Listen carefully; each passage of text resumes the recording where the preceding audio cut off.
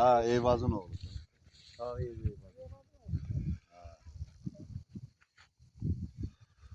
Bak Kırımcı'da Erzami Eyvaz oldu. Ha. Gel Tula bak gel burada gör muhabbet okşayan oğlan. Ha, gör, keçən dəfə göstərmisən. Bibin oğlu. Tamam oğlum. Mama diyor. Hə, onu.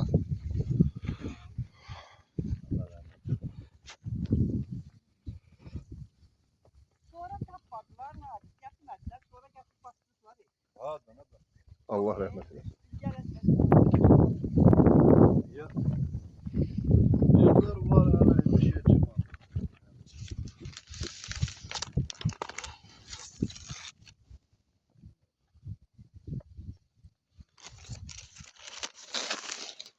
Allah rəhmət eləsin.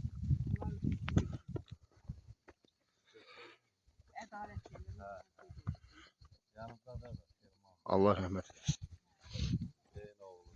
Yıldırım oğlu. Uğur. Yanında da Uğur. Allah rəhmət eləsin.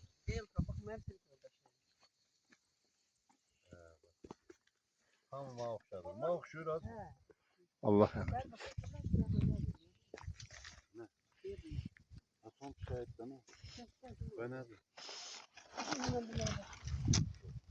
Kula kava patırlan. Allah rəhmət eləsin.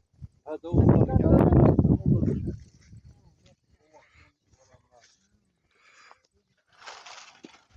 Doluxanov Rəhim Məhkəmə oğlu.